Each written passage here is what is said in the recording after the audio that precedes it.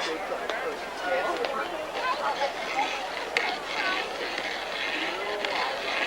they have set little pretty Christmas tree. Christmas is coming.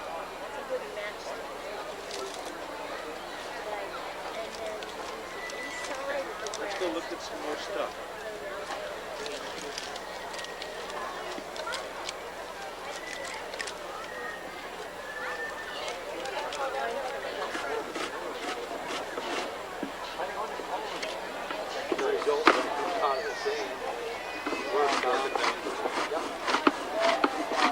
This is a silent movie. We're not going to...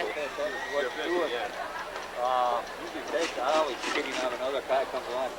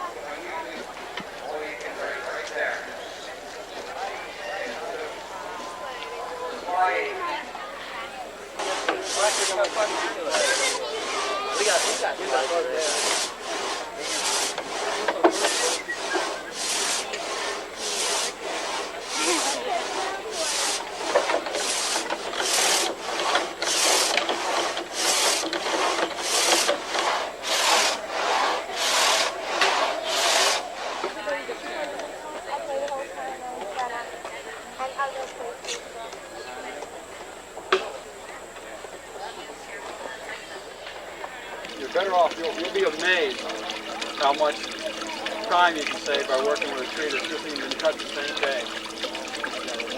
It takes all. I do not recommend scrapping.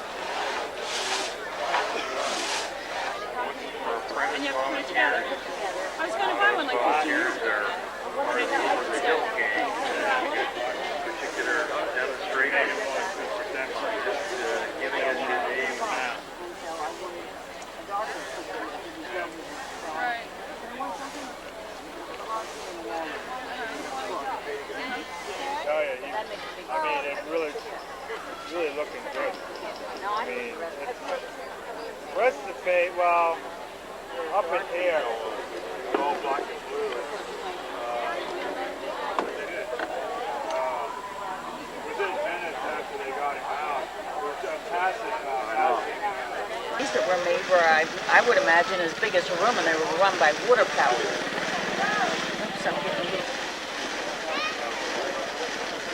Which I'm very lucky to have. And the children did it, because the woman of the house didn't have time to go. Just because of the party, the children would go with.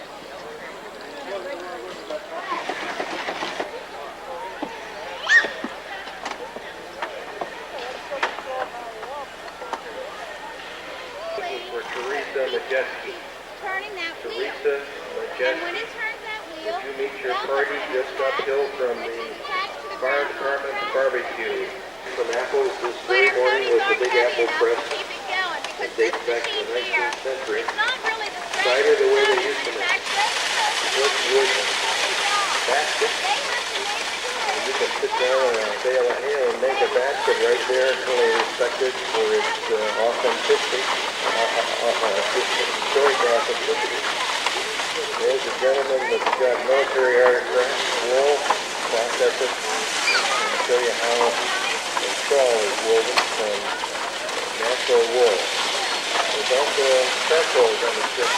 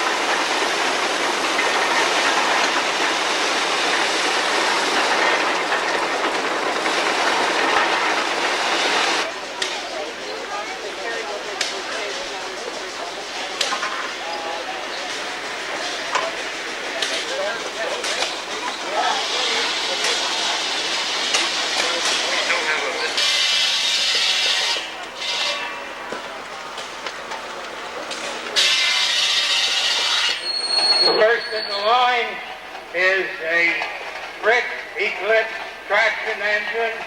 It's owned by Tom Ackerman from New Jersey.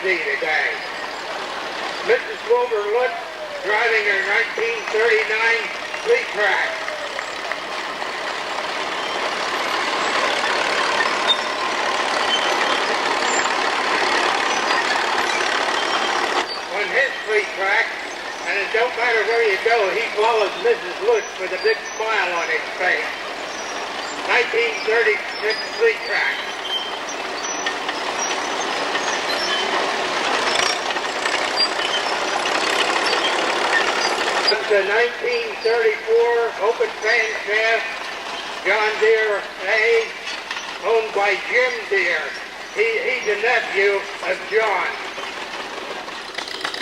Nice little silver pin, and I think I've seen this operator before. It's owned by Clark Stover, the 1936. It was manufactured by Fake Fruit. There's another silver piece tractor. If you got caught in a rut with that front wheel, should go sideways and break the whole front end off of it. Yeah. They would flip themselves over if you hit the ditch right.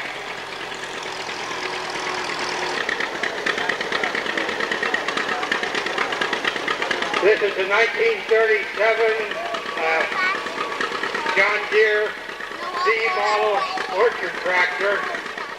Here we have a nice 37 Ford. This was when Henry Ford stepped up in the world.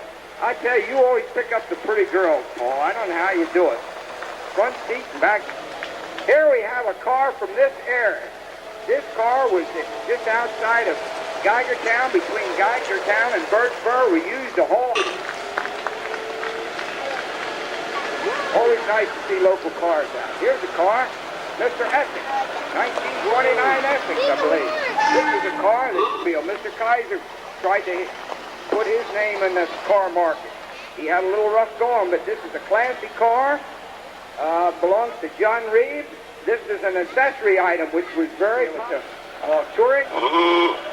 Isn't that a good old sound? Has a built-in parking light, which was very unusual back in that era. Has a windshield with Here's a car. It wasn't an all-American farm if it didn't have a Model A Ford. This guy is all-American, and he's an all-American farmer, and he's a nice guy. Now, here's step forward with Henry Ford when he went this far. Yeah. Now, here's really a car that he's done a lot. This is a sign of class right here. I tell you, when you get in the Packard, this particular car belonged to Mr. Seabrook. Remember when Seabrook Farms came out with frozen food? Glad your wife, Super Deluxe, has the dual fender wells with dual side mounts, has a spotlight. It's really a snappy car. Now, I'll tell you, on a Saturday night, if you went down Penn Street in Reading with this car, even has a lock, an accessory lock on its spare tire, so you couldn't steal it. Is that the crop? Looks like if anybody has any more cars they want to show, they better be showing quick.